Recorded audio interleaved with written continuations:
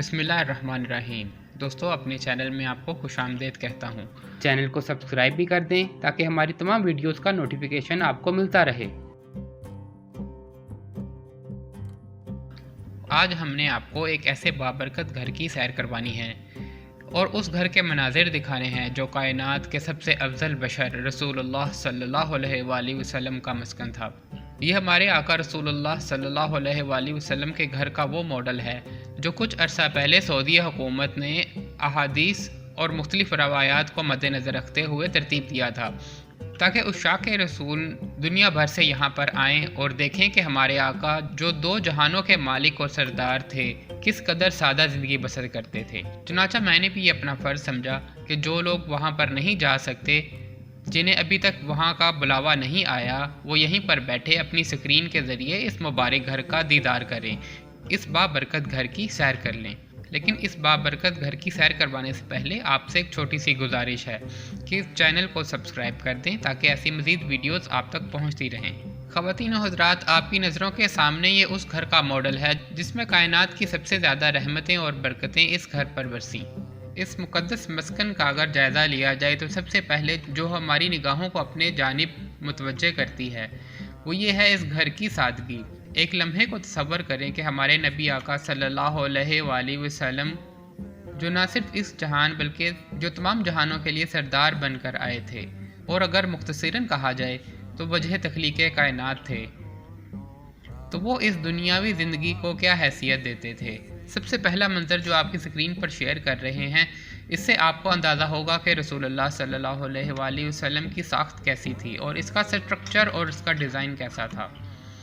اگر آپ اس model house کا جائزہ لیں تو آپ کو معلوم ہوگا کہ گھر کے مرکزی دروازے یعنی داخلی دروازے کی جانب ایک چھوٹا سا احاطہ تھا جس کے کونے پر ایک چارپائی تھی اور زمین پر ایک چٹائی بچھی ہوئی تھی، اور روایات یہ بتاتی ہیں کہ یہی وہ بابرکت کونا تھا جہاں پر ہمارے آقا رسول اللہ صلی اللہ علیہ وآلہ وسلم واپس آنے کے بعد آرام فرمایا کرتے تھے۔ اسی احاطے کے دوسرے کونے پر کھانا پکانے کے برتن وغیرہ پڑے ہیں اور آٹا پیسنے کے آلات وغیرہ پڑے ہوئے تھے۔ گھر کے مرکزی دروازے کے ساتھ یہ جو احاطہ موجود ہے، جو ایک چارپائی اور ایک تلائی نما بستر دکھا تھا، اسی کونے میں ایک مشکیزہ نظر آئے گا۔ یہی وہ مشکیزہ ہے جس میں آپ صلی اللہ علیہ وآلہ وسلم کے لیے پینے کا پانی رکھا جاتا تھا۔ اور خواتین و حضرات، اب بڑھتے ہیں گھر کے اندرونی حصے کی جانب۔ آپ کو احاطے میں ایک داخلی دروازہ بھی نظر آ رہا ہوگا۔ یہی وہ راستہ ہے جس میں حضور صلی اللہ علیہ وآلہ وسلم اپنے گھر کے اندرونی حصے کی جانب آیا جایا کرتے تھے۔ دوستو، جو اب آپ اپنی سکرین پر منظر دیکھ رہے ہیں، یہ کاشانہ نبوت کا اندرونی نظارہ ہے۔ جو سکرین پر جو آپ کو روشنیاں نظر آ رہی ہیں، یہ تو ظاہر سی بات ہے، یہ سعودی حکومت نے اس کو روشن کرنے کے لیے ان برقی کمکموں کا بندوبست کیا ہے۔ لیکن رسول اللہ صلی اللہ علیہ وآلہ وسلم کی ظاہری حیات طیبہ میں اس حصے میں ایک آلہ ہوا کرتا تھا جس میں چراغ دھرا جاتا تھا جو سر شام جلا دیا جاتا تھا۔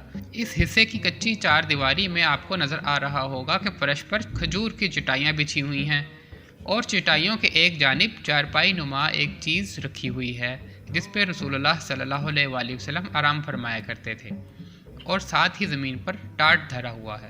دو جہانوں کے سردار صلی اللہ علیہ وآلہ وسلم کی عادت مبارکہ تھی کہ وہ نرم بستر پسند نہیں فرمایا کرتے تھے، اور اکثر اوقات عبادات کرنے کے بعد آپ زمین پر ہی لیٹے رہتے۔ رسول اللہ صلی اللہ علیہ وآلہ وسلم کے گھر کی چھت کا ذرا معائنہ کیجیے کہ اس پر کھجوروں کی چھال دھر کر پردے کا انتظام کیا گیا۔ کاشانہ نبوت کے اندرونی حصے کا جائزہ لیا جائے تو اگر ہم سامنے دیکھیں تو آپ کو دیوار کے ساتھ ایک کھجور کی کچھ خشک شاخیں نظر آئیں گی، تو اس کے ساتھ ہی اناج سٹور کرنے کا ایک چھوٹا سا برتن، اور اس کے ساتھ رسول اللہ صلی اللہ علیہ وآلہ وسلم کا اس زمانے کا ایک عصا دھرا ہوتا تھا، اور اس کے ساتھ ہی زمین پر وہ برتن پڑے ہیں جہاں پر رسول اللہ صلی اللہ علیہ وآلہ وسلم اور ازواج مطہرات کھانا تیار کیا کرتے تھے۔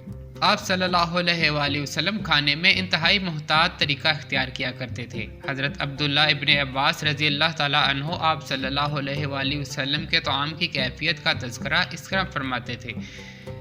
عموماً آپ جو کی روٹی اور سرکہ استعمال کیا کرتے تھے۔ آپ صلی اللہ علیہ وآلہ وسلم یہ دعا بھی فرماتے، اے اللہ، آل محمد کے رزق کو بقدر زیست بنا، یعنی زندگی میں جتنا رزق درکار ہے بس اتنا ہی عطا فرما۔ اسی طرح جب آپ صلی اللہ علیہ وآلہ وسلم کے لیے پہاڑوں کو جب سونا بنانے کی پیشکش کی گئی تو آپ صلی اللہ علیہ وآلہ وسلم نے فرمایا، اے میرے رب، میں تو یہ پسند کرتا ہوں کہ ایک دن پیٹ بھر کر کھاؤں اور ایک دن بھوکا رہوں، تاکہ جب تیرا کھاؤں تو تیرا شکر ادا کروں اور جب بھوکا رہوں تو تیری گریہ زاری میں لگا رہوں۔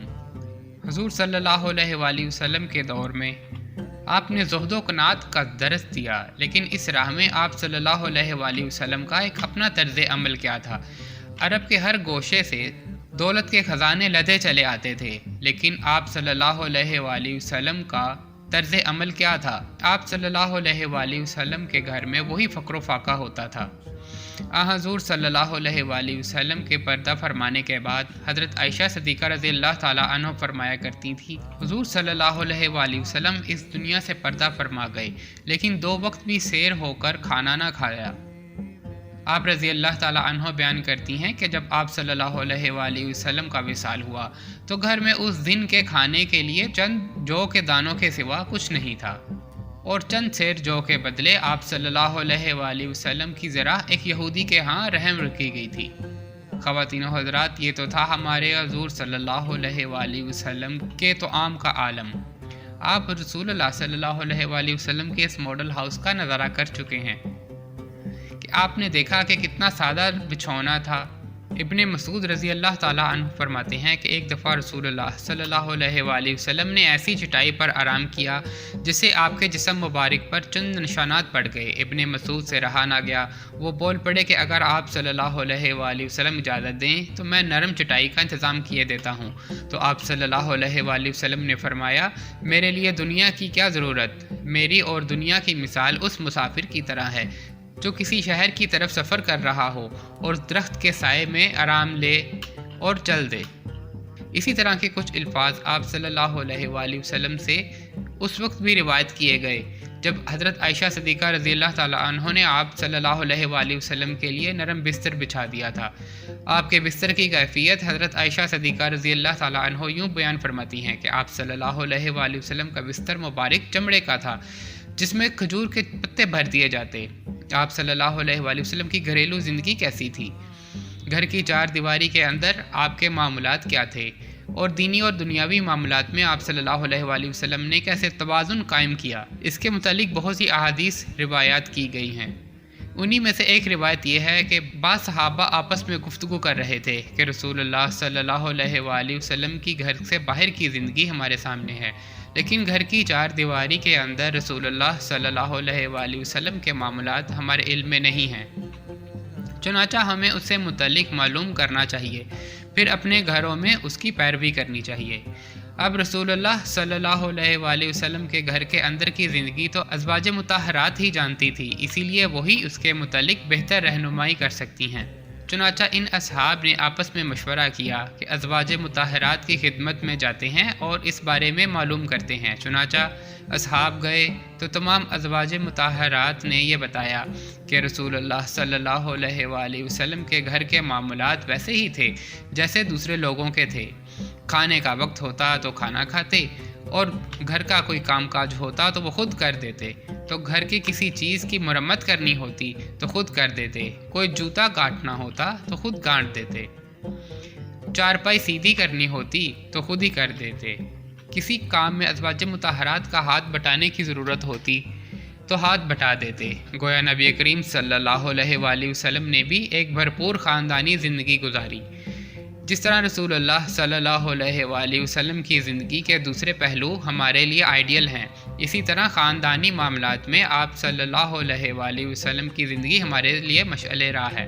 ہمارے لیے ہر معاملے میں حضور صلی اللہ علیہ وآلہ وسلم کی زندگی ایک نمونہ ہے۔ اللہ رب العزت نے قرآن کریم کی سورۃ الاحزاب میں بھی یہی بات فرمائی ہے کہ تمہارے لیے رسول اللہ صلی اللہ علیہ وآلہ وسلم کی ذات بہترین نمونہ ہے۔ رسول اللہ صلی اللہ علیہ وآلہ وسلم کی سیرت مبارکہ قرآن مجید کی عملی تفسیر ہے۔ جو کچھ قرآن میں ہے وہ سب مجسم ہو کر آپ صلی اللہ علیہ وآلہ وسلم کی زندگی میں نظر آیا۔ چنانچہ چند صحابی حضرت عائشہ صدیقہ رضی اللہ تعالیٰ عنہ کی خدمت میں حاضر ہوئے اور عرض کیا، یا ام المومنین، رضی اللہ تعالیٰ عنہ حضور صلی اللہ علیہ وآلہ وسلم کے اخلاق کے بارے میں بیان فرمائیے۔ ام المومنین حضرت عائشہ صدیقہ رضی اللہ تعالیٰ عنہ نے بیان فرمایا، کیا تم نے قرآن نہیں پڑھا؟ یعنی قرآن عبارت ہیں اور رسول اللہ صلی اللہ علیہ وآلہ وسلم کی زندگی ان کا عملی نمونہ ہے۔ دوستو، اس ویڈیو میں آپ کوشش کی گئی کہ رسول اللہ صلی اللہ علیہ وآلہ وسلم کی خاندانی زندگی اور ان کا رہن سہن کے بارے میں آپ کو بھرپور معلومات دی جائے۔